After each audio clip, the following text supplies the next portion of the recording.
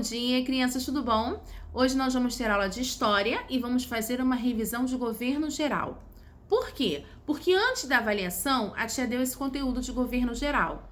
Aí veio logo em seguida a avaliação e esse governo geral não entrou nos conteúdos da segunda etapa. Então, ele significa o quê? Que ele está nos conteúdos da terceira etapa. Então, é por isso que a gente hoje vai fazer uma revisão do conteúdo, para a gente poder ter mais um motivo de fixação, mais um conteúdo de fixação, de assimilação, para a gente poder treinar um pouquinho mais e entender um pouquinho mais sobre o governo geral. Então, deixei para vocês lá em arquivo uma atividade que está salva como revisão de governo geral. Vocês vão até lá, copiem no caderno, respondam e depois voltam para esse mesmo vídeo aqui para vocês corrigirem a atividade para entender se você fez tudo certinho, tá? Número 1. Responda. O que o rei de Portugal resolveu criar depois do fracasso das capitanias hereditárias? As capitanias fracassaram. Ele não podia mais tirar as terras das pessoas que ele deu. Então, o que aconteceu? O que ele resolveu? Qual foi a ideia do rei para tentar melhorar isso? Ele criou o quê? O governo geral. E letra B, qual era o objetivo do governo geral? O objetivo era centralizar o poder na mão do governador geral, que representava o próprio rei. Então, é como se o próprio rei estivesse ali, mas quem estava ali era o governador geral, era o representante do rei. Letra C. Onde ficava a sede?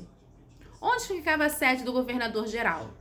Lá em Salvador, tá? Número 2 é para a gente numerar a segunda coluna de acordo com a primeira, para a gente relacionar aí. Então, 1, se eu estiver falando de Tomé de Souza. 2, se eu estiver falando de Mendes de Sá. E 3, se eu estiver falando de Duarte da Costa. Então, aí eu pergunto, quem foi o segundo governador geral?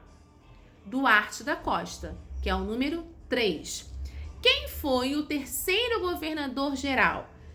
Mendes de Sá. Então, você vai colocar número 2, Mendes de Sá. Primeiro governador geral, Tomé de Souza. Então, a sequência aí ficou 3, 2, 1. Número 3 é para a gente escrever V para verdadeiro ou F para falso. Tomé de Souza realizou a fundação de Salvador, o desenvolvimento da cana-de-açúcar e o início da criação de gado. Foi ele que começou com isso? Sim, verdadeiro.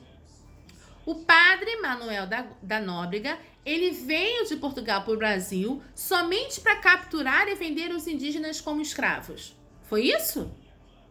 Não. O padre ia capturar os índios, gente? Não, então é falso. Mendes de Sá expulsou os franceses que haviam se instalado na colônia com a ajuda do seu sobrinho Estácio de Sá. Sim, verdadeiro. E Salvador passou a ser a segunda capital do Brasil. Falso. Então, a sequência ficou verdadeiro, falso, verdadeiro, falso. E na questão número 4, é para a gente observar as frases falsas e transformá-las em verdadeiras. Então, nós vamos escrever a frase verdadeira. Então, o padre Manuel de Nóbrega, ele não veio ao Brasil capturar e vender os indígenas como escravo. Então, o que o padre fez foi, o padre Manuel da Nóbrega deu início ao processo de catequese dos indígenas e a educação no Brasil. Tá? Essa é a frase verdadeira. Esse é o pedacinho que fala sobre o padre Manuel da Nóbrega lá no livrinho de vocês. E a segunda frase é que fala sobre Salvador passou a ser a segunda capital do Brasil.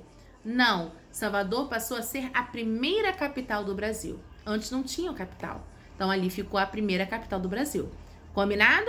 Então, agora que a gente já fez a revisãozinha, decorem aí quem é o primeiro governador, quem é o segundo governador, quem é o terceiro governador. Isso é importante, tá?